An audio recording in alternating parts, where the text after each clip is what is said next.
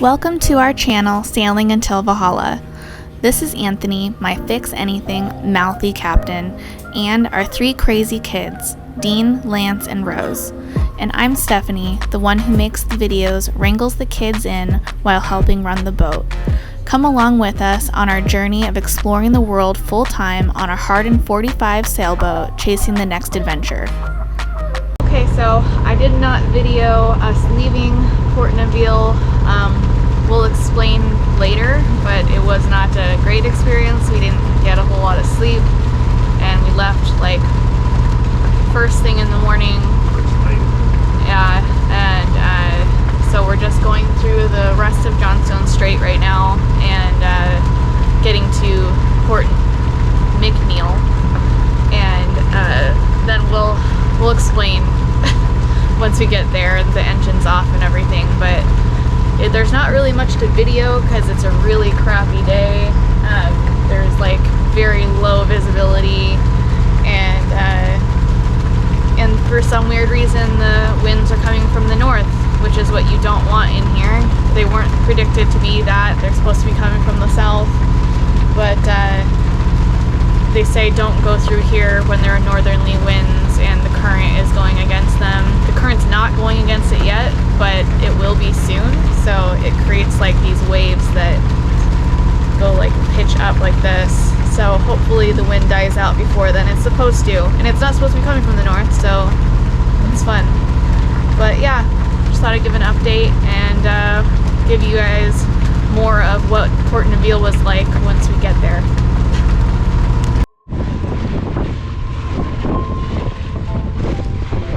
We wanted to talk about our stay in Port Mcneill because it was not a good experience. Between the currents going in and out and the wind coming in where it wasn't supposed to, it just wasn't protected. We were being pulled every which way, and it was a very, very rolly night. We would not recommend staying there if you have any weather in the Johnstone Strait.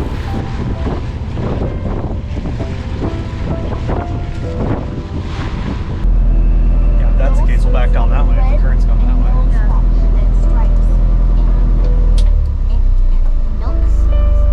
Just let it do what it wants to do, I guess. I think that's close enough to brain, don't you? I think so.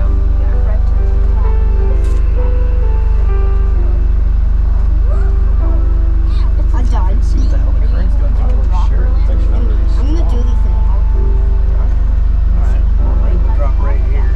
Kind of be in the path of people, but I don't think, Really far away. yeah, where people will be an issue.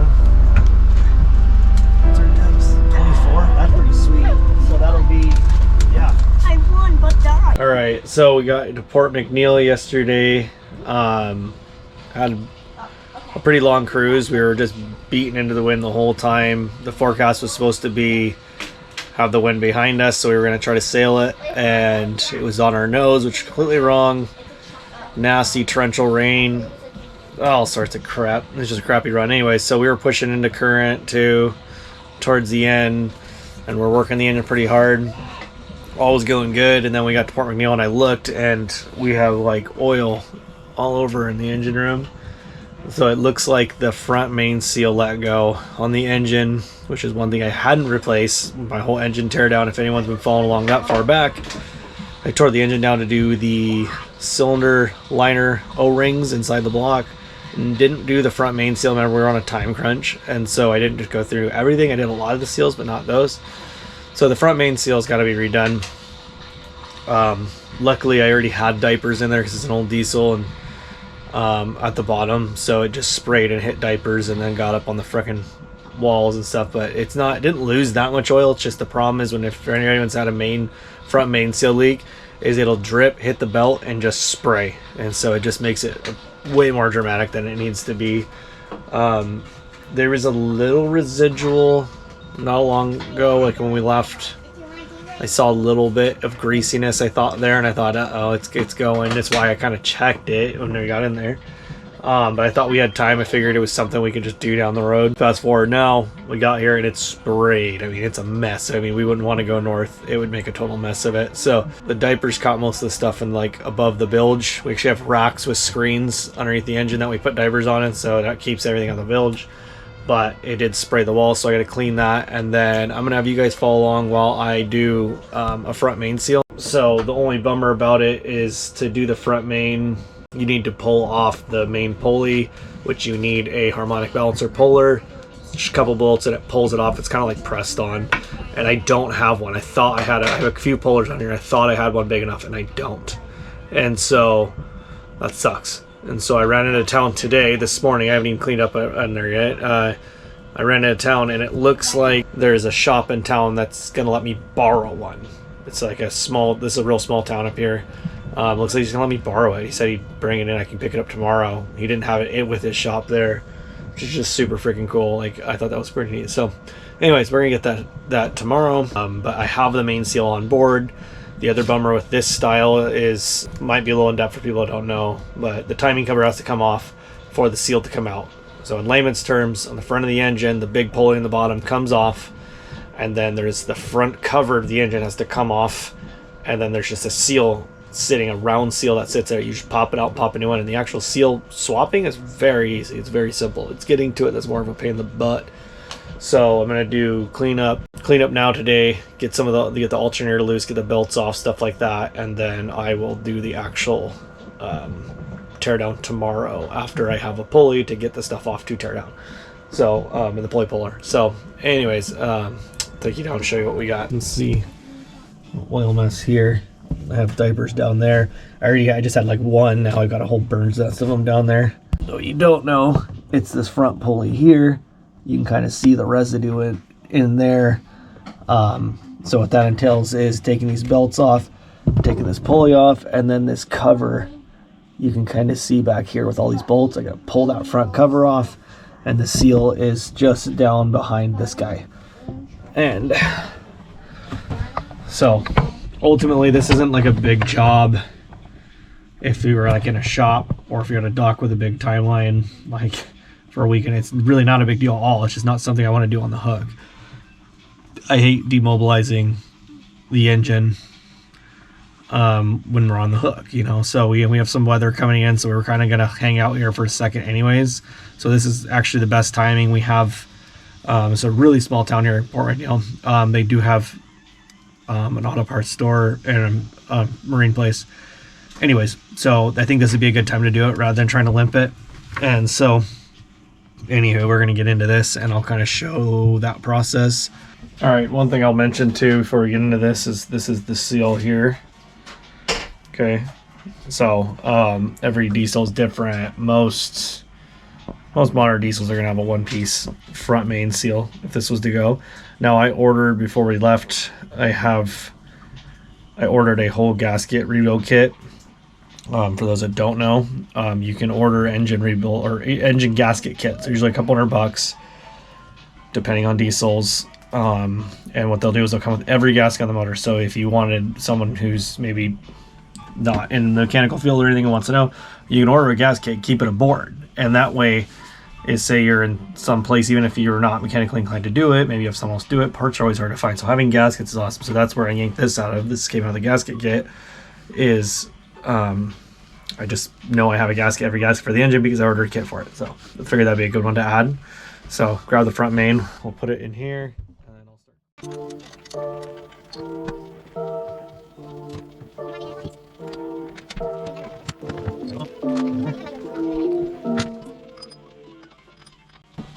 Alright, and then you'll take this big bolt off. Admittedly, I knocked this loose earlier. Before I remember, I should probably record this. You'll see down here there's the shaft, and then there's a keyway in there too. So you make sure we pop this out to have something to catch the keyway, or make sure that you don't drop it in the freaking bilge. So that's a big one. So I'll watch that when we pull it out. I figured I'd add that. So I just got back from borrowing a puller. Don't know if I got into that, but yesterday I went into town, tried to buy one.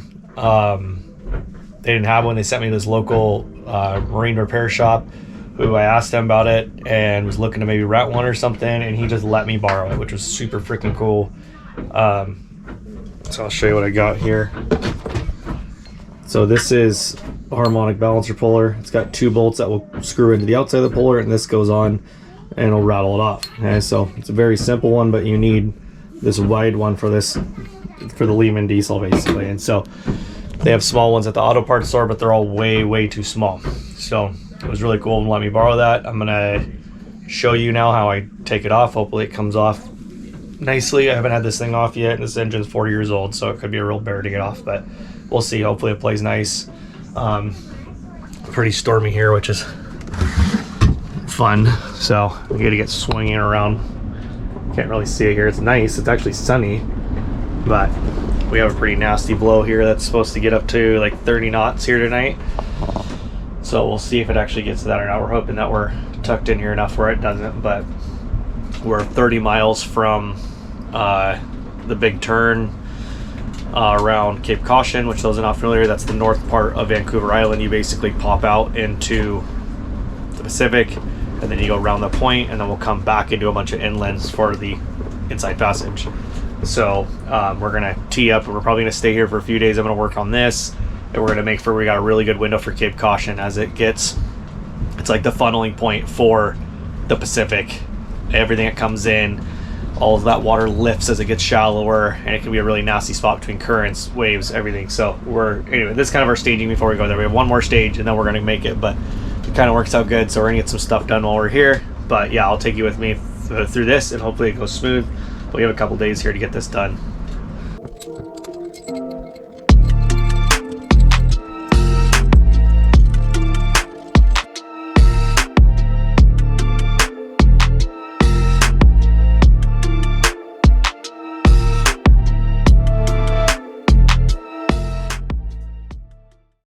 All right, so we're at a tight spot. I hope I capture that well. Most cases, like, I will usually use a rattle gun. So people have done that before, might be like, why not use a rattle gun? I have one, it doesn't fit. So this section here is not very big. And so it's one thing that sucks on this engine compartment, but I'll try to show you. The seal is in here. Oh God. The seal is inside here. So the great powers to be decided to put on the inside of the cover, so I'll pull this cover off. This is a timing cover full of gears, so I'll put a regasket that too. So I'll pull this off, and then that seal I can pull off on the bench. The only nice thing is putting a seal back in is nicer to be done from the inside. I should say most seals are from the inside, but if you get lucky, in the outside would be nice, but no, usually you gotta pull the timing cover off. So I was kind of hoping that it would be the other way, but yeah, so I'll pop it off, but it does make it nicer to pound the seal in. Getting the seal out, it's not generally, I have some tricks I can do with that, I'll show, but getting the seal back in without, can't get it crooked or anything, and then it pinches and doesn't work. So yeah, we'll get that. I'm gonna go return this puller now to this guy who generously gave it to me, and then I will get back into pulling this cover off and get cracking on the new seal.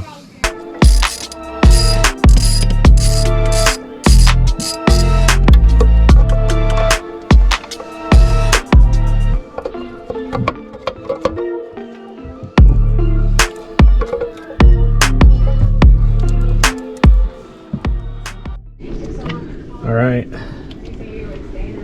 so timing cover's off. Now it's time to clean the gasket material, wipe it down, actually change the seal, and then I'll put it all back on. But you can kind of see in here. So you get your crank, and then idler, and then we'll have, or I'm sorry, crank, camshaft, also idler, and then injection pump. So yeah. Looks a lot more scary than it is, but we'll get that knocked out and put back on and be ready to rock again. All right, so I got the new seal in. That's the seal if you've never seen them before. They have to be kind of pressed in. I didn't show me doing that. I don't actually have a seal installation tool. I thought I did. I don't know where they are. I thought I did somewhere, but who knows? I don't think I did. I don't think it made it on the boat. But so I improvised and used a flat block to do it, but I didn't show it because I didn't want 25 comments of, you can't install a seal that way. You can. It's not ideal. Obviously a seal installer is nicer, but you can in fact install it. You just have to make sure it goes down straight and hits the recess all the way. But that kind of comes with like a lot of practice. I wouldn't recommend, if this is like your first seal, use a seal installer. It's nice if you're at a place that they don't have anything here. So so I did it the other way, and I didn't show that because I didn't want to hear griping. So anyways, if you do it, use a seal installer. So I got the seal in, the old seal. When I looked at it, I grabbed it, and for whatever reason, it was set back like 1/8 of an inch, which isn't a good sign. It wasn't set down all the way. And then I grabbed it with my finger because I saw it was set back, and I pulled it just a little bit, and it popped out. So those that don't know, the seals are kind of like hammered in, essentially pressed in. You can press them in too. Most people just pound them in, but they're essentially pressed in, and they also press out. That's what you have a removal tool and yada yada yada, right? And so I have some tricks for that too that I was going to use, and I just grabbed it and popped right out. And so I was worried that the machine part was too big, but it wasn't. The old seal went in really tight, so the other one must have broke down. And I actually think it could have been spinning. I don't know. It looked like it was a little bit, but anyways, that's a good sign. It always sucks when you take stuff apart and it looks perfect. So that's what I don't want to see. So yeah, everything in there looked, and that seal it was hardened too. That's another one. If the seal looks like plastic, it should be pliable and work kind of like a squeegee. So anyways, so I got that done. Gasket. I kept all tracks of bolts. That's one thing I also want to say too. Keep track of your bolts. I'll use the gasket sometimes, and so this will keep track of. This is like the face of it, of different length bolts, because I got a couple oddballs, right? So I did that to keep track of them. You never know, a 1/4 inch long bolt could run into something and ruin your day.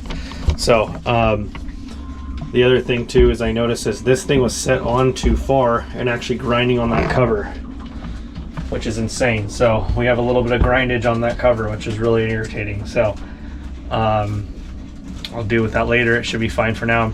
Anyways, I'm going to get this other side cleaned up, and then probably tomorrow I'll probably glue it back together, RTV it, gasket it back together, and then we should be ready to rock and go forward. So hopefully this was a quick job, but so far it's been so good. We'll see how the rest of it goes. So I got the balancer back on. I didn't record, kind of forgot, but it's also just a really cumbersome mess. So I didn't end up using a puller, an installer. I borrowed that puller, but I didn't have an installer, so what you can do is I put it in the oven, you can heat it up, and then just tap it on, and then when it cools, it locks down. So I got in here. I have to repaint this cover now, but it's all good, no leaky. Fire it up, brought it to temp, everything seems good, so we'll see. Shouldn't have any surprises there. Yeah, so that's it. We got the seal back in, cleaned up the whole engine area a little bit, threw extra diapers in there. I will say, we have shelves in here with screens on them, and I always keep diapers on it because it's an old diesel and it's always bound to leak somewhere. So that was really nice, as it was spraying on those. So I got all the old diapers out and laid fresh ones down, just in case. But yeah, it looks like everything's good and ready to go. So we're waiting out some weather here for a couple more days until we stage up Cape Caution, and then we should be ready to keep pushing north. We decided to hook the dock after a couple of days in Port Mcneill because there was a southeast wind coming in, and that's the direction you don't want it to be coming from here. We docked. I forgot to film it, which is a shame because I fell when we were trying to dock. But I'm gonna walk into town and I'll show you guys town.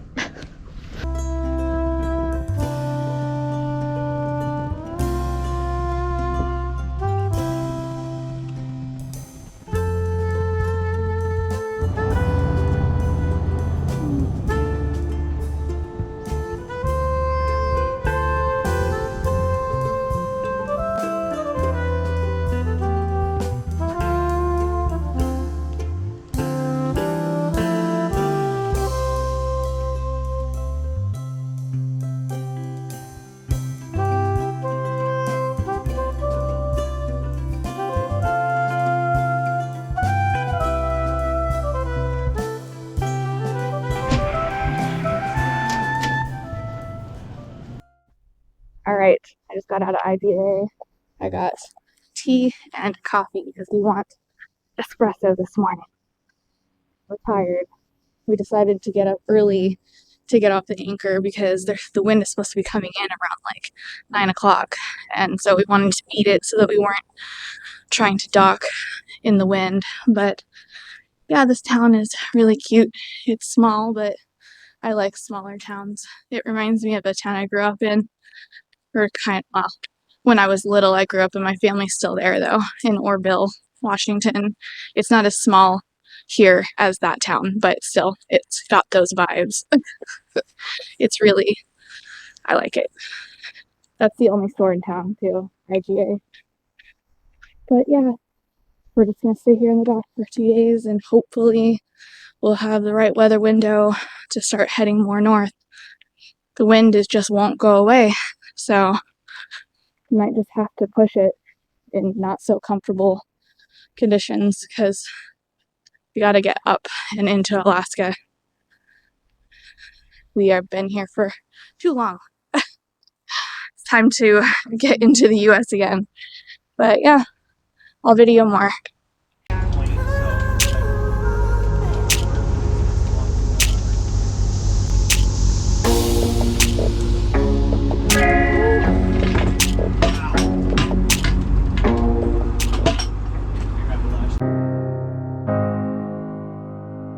Please like, comment, and share this video. It really does help push our videos, and of course subscribe.